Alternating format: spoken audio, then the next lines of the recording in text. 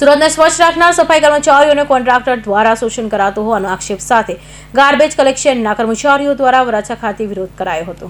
સુરતને સ્વચ્છતામાં દેશમાં પહેલો નંબર આપનાર સફાઈ કર્મચારીઓનું કોન્ટ્રાક્ટર શોષણ કરે છે। સુરત મહાનગરપાલિકા ગાર્બેજ કલેક્શનમાં કોન્ટ્રાક્ટર પર કામ કરતા કર્મચારીએ વિરોધ કર્યો હતો અને જણાવ્યું હતું કે જીગર ટ્રાન્સપોર્ટ કંપનીમાં કર્મચારીએ કહ્યું હતું કે કોન્ટ્રાક્ટર દ્વારા ઓછા પગારમાં શોષણ કરવામાં આવે છે। ડ્રાઈવરનો 8,500 અને સફાઈ કર્મચારીનો 7,000 પગાર આપવામાં આવે છે। આટલા ઓછા પગારમાં 12 થી 14 કલાક કામ કરવામાં આવતો હોવાનો આક્ષેપ કરાયો હતો।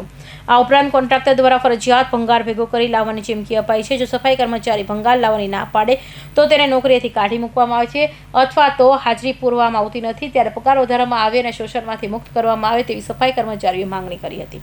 આપનું નામ? મનીષાબેન વાઘેલા। મનીષાબેન, શું તકલીફ છે? કઈ રીતની હેરાન? અમને એ માટે હેરાન થાય છે કે અમે આખો દી કામે જઈએ અને અમારી પાસે ફેરા પણ માંગે, અમે ફેરા પણ બરાબર મારીએ તો અમારો ટાઈમ પર પગાર બી નહીં આવે।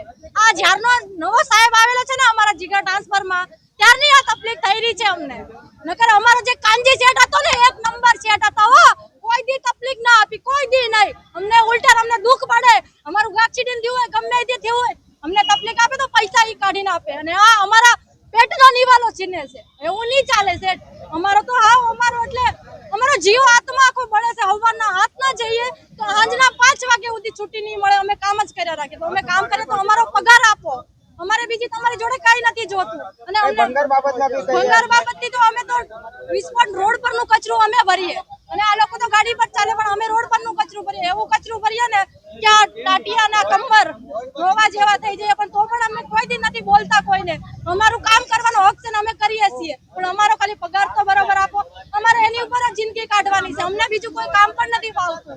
એની ઉપર જ આખી અમારી પેઢીની પેઢી જાય છે। શેઠ નવા આવી ગયા તો અમારું ડાયરેક્ટ પત્તું ઉડાડવાનું કહે છે કે બધાને ઉતારી નાખો, બધાને ઉતારી નાખશો તો અમે રોટલો કેમ ખાશું? અમને બીજું કઈ કામ નથી આવડતું, અમારી કચરામાં જ જિંદગી ગઈ।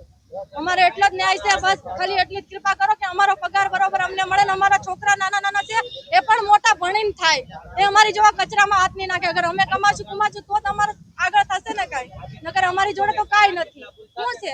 બીજ નીચે રહેવાની અમારી હાલત